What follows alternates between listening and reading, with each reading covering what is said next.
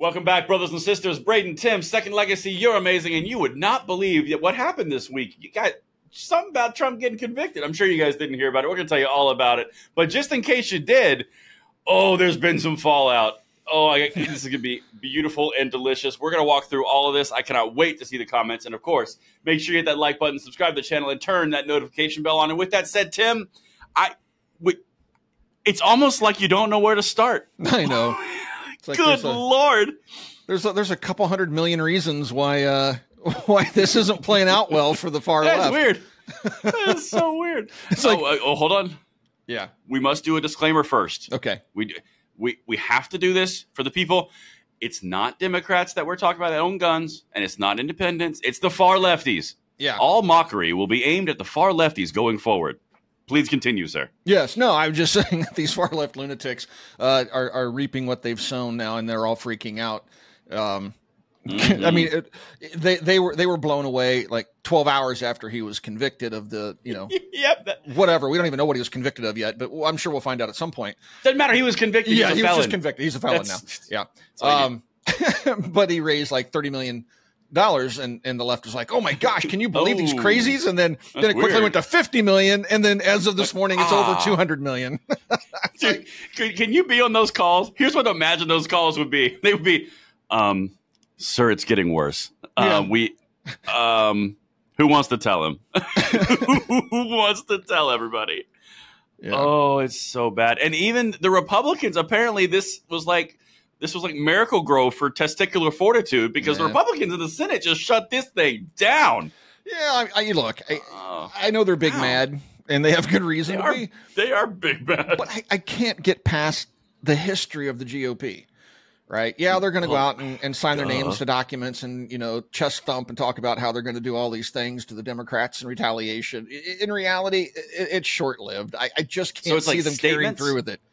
Yeah, it's just statements. You just don't like the statements.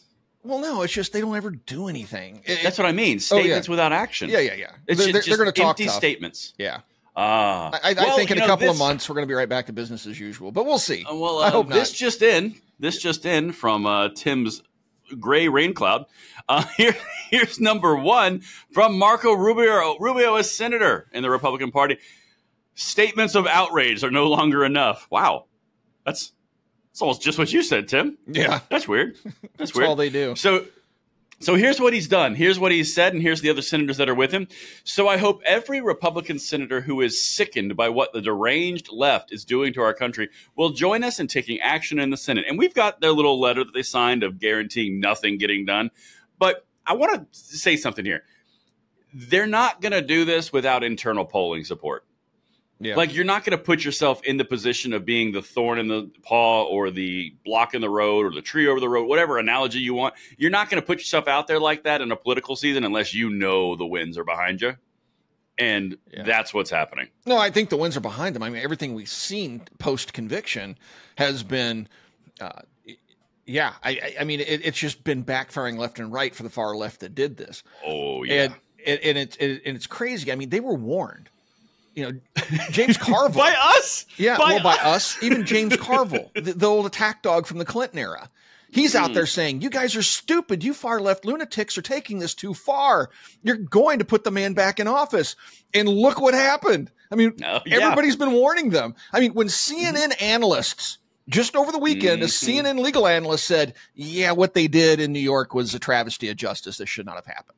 Are you talking about Caitlin Collins' show where the guy was like, "What the hell is this?" Yeah, I think that was it. Yeah. It's like when CNN broadcasts, this was wrong and this is a mess. Because usually they're towing the propaganda line with both arms, right? They don't ever really let up on towing the party line. And here that you're seeing the split, but this isn't just after the conviction. This was leading up to the conviction. CNN was saying, this probably isn't a good idea. Bill Maher, right? I used to put him way on the far left side of the spectrum. He's still over there, but he's moving slowly towards the center.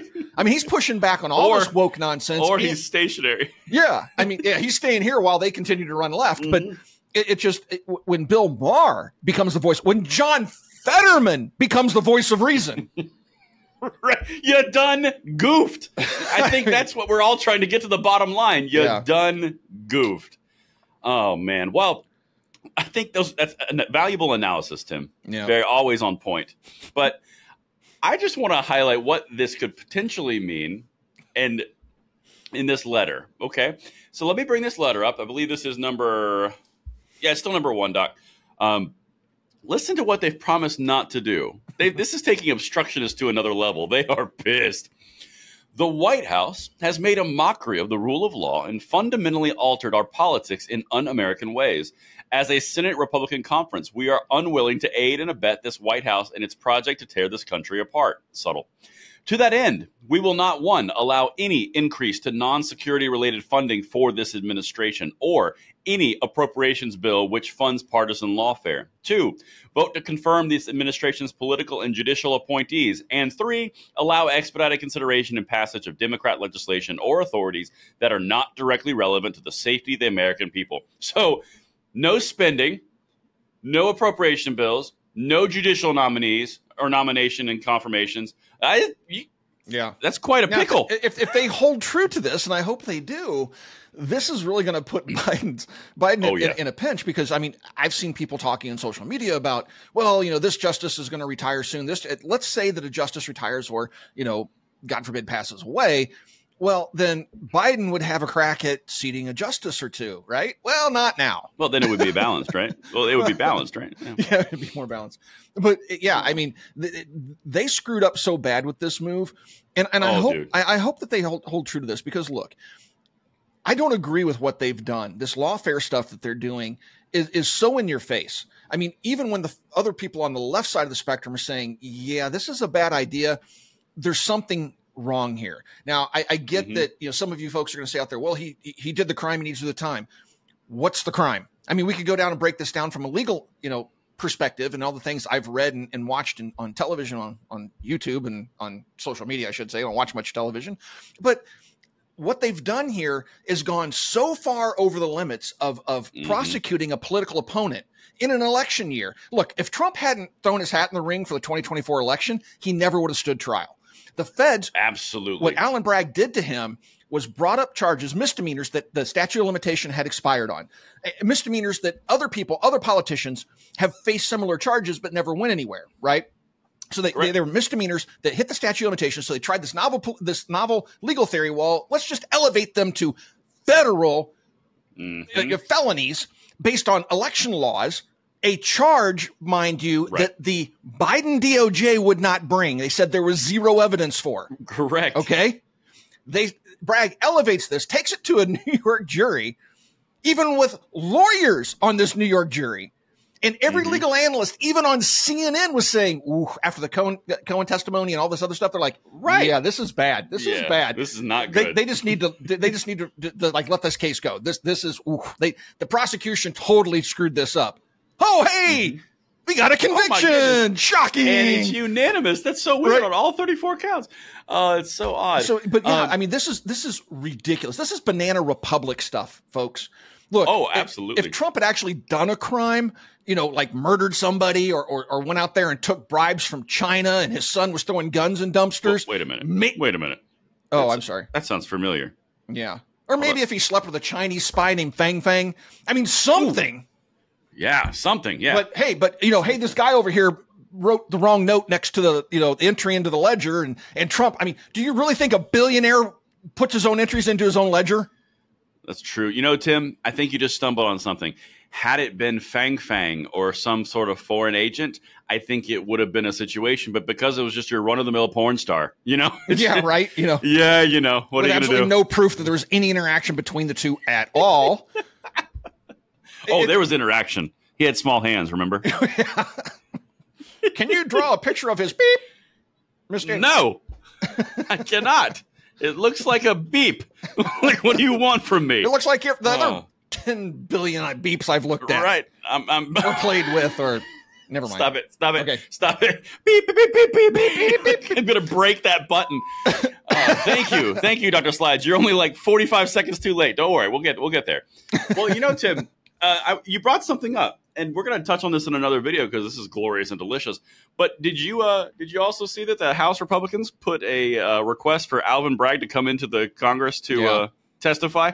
Yeah. So you got the House calling in the actual DA guys about the weaponization of the government, which is pretty appropriate in that sentence. And then you've got the Senate going, yeah, no judges, no spending, no nothing. They have kicked the hornet's nest so hard, bro. Yep. Oh, my God. And here's what's funny about them bringing Bragg in, folks. In my view, this is probably a perjury trap. Okay. They are they're trying to get him to come in there and say something that contradicts something else so that they can charge this man with perjury.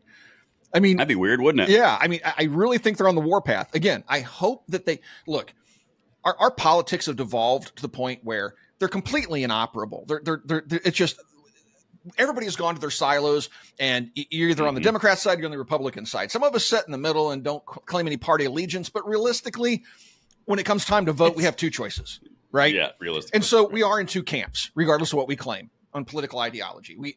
And I will admit, the only presidential candidate I've actually voted for was Ross Perot.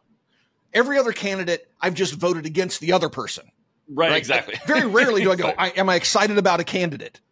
And Ross Perot, again, was the last one. And so we are in our silos, and our government has ground to a halt. And it's not necessarily a bad thing, but when you have, I like the grinding, though. Yeah, that is nice. That's one of the original things that Trump promised, right? Was to dismantle the bureaucracy, to take the government down and get rid of this massive bureaucracy and try to have some accountability in government again. And that just totally offended the left because they're gaming the system. They're the ones running this thing into the ground for their own benefit.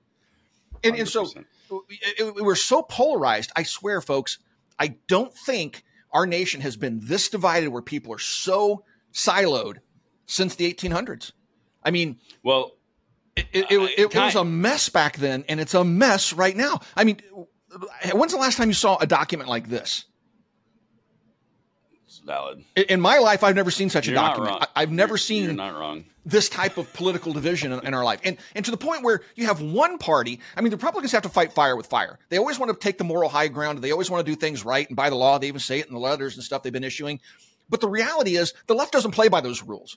They honestly believe the means justify the ends. So they are willing to kill, lie, cheat, persecute people with bogus charges, anything they can do to win an election and make a single party state. That is their goal. And this is where it gets interesting. So now you just hit on something, and that was a really good way to tie this whole video up because we've got so many more to hit. It's interesting to see the reaction. For example, you mentioned the left and the two silos, right? Yeah. All right. So here's number 3. This is Chris Murphy. This is how the Democrats are trying to couch this, and it is failing miserably. It does not cut mustard. Here's what's happening, says Chris Murphy. If you're not familiar, that is Mr. Gun Control in the Senate. Republicans are angry at 12 jurors who convicted Trump, so they are now boycotting the Senate. If Democrats are for legislation that will help America, well, that's a big if, Republicans will block it, even if they think it's a good policy, too. This is your Republican Party. Okay, nope, not in this case. That ain't going to carry the water you're looking for there, Chrissy. No. That is literally politics propaganda of old. Just doubling down on stupid. That's exactly right. I mean, interestingly he's not enough, helping this situation, which is fine. Never interrupt an enemy when they're making a mistake. Yeah. Go team, because it's clear that the Republicans and most of the population of the United States is just mad at the 12 jurors. Nothing else. Yeah. Not the system, not the Democrats, not the governor. No, none of that. Not the White House, not the DOJ, not the sham trial, not the conviction. None of it. I'm pretty sure when you read that letter aloud, there was nothing in there about jurors. That's true. I think who they're mad at. Just omitted. Yeah, I think who they're mad at are the far left lunatics running this circus. That's who they should be mad at, because they're about to cause a generational abandonment of the Democratic Party. Mark my words, right here. You'll see in time. But speaking of abandoning the Democrat Party, did you like that segue? Did you like that, Tim? That was pretty good, right? All right, well, this is number 4. Oh, yeah, that was great. You're going to see why. My commitment to do everything I can bring our country together has led me to register as an independent with no party affiliation. Yeah. A Democrat senator goes, okay, I'm out. I've been floating with this forever. I'm out. Yep. So now they've lost 2 during the Biden administration. Well, that's because they're the only. I mean, these are what some folks would call back in the day blue dog Democrats. These are the Joe Liebermans of the party, right? These are people that see the crazy happening, and they're the last 2 holdouts in the Senate saying, "Yeah, I'm not going down that crazy road. You guys have gone way off into the ditch here." And so, yeah, they're not joining the Republican Party. They're just backing out, saying, "Hey, we're just going to become independent." They're going to try to stay in the middle, right? Because they have, Elon Musk made a post a couple of years ago that was absolutely hysterical and so true. It was just a simple little pictograph saying, it showed him on a scale right in the middle, and this is where he was politically in the middle, right? And here's Republicans, here's the Democrats. Well, the Republicans stayed here, he stayed there, and the Democrats ran so far left that it just left him sitting on the right side of the spectrum. In the dust. Right? And that's what's happening here with Manchin and Sinema and others in the Democrat Party. We're seeing it at the state level too. They are backing out of this contract with lunacy, saying, all right, guys, you're taking this too far. They are going to start losing elections because of it. Because 100%. The majority of the people aren't behind this wild far left agenda that's being promoted. No, they think they have the political capital, and look what's happening. No, and my prediction on this is not this whole fever pitch, the anger, the emotional response. This is not going to fade away before the election. It's only going to increase as more things happen, because the White House is actually trying to couch it as, do you really want to vote for a felon? And it's like, oh, I wouldn't hit that one. I would.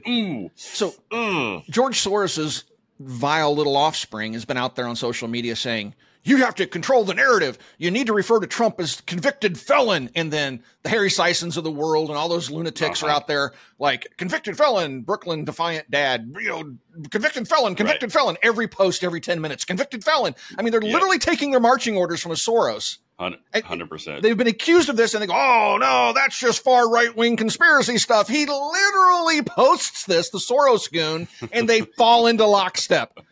It's You mean the future of the Democratic Party on the internet, Harry Sison and Chris Mowry? You mean those two? Did you see the soy boy dance? It was epic. I saw the soy boy dance. There was actually soybeans falling out of their pockets so much. Was that their pockets? Okay. Yeah, we're going to leave that one alone. They had, but that's what I've got for you. Yeah. Anyway. So is that it? I got for you for the first one. Well, on the Senate, we still got to go to the House. We got to go to Hochul. We got to go. We got so many things to do. And then baby Biden is starting today. Oh man. So we got more stuff to talk about in future videos. Oh yeah. Okay. Oh, yeah. Well, I guess that's it, folks. Thanks for watching Second Legacy. But that's all, folks. We'll talk to you guys soon.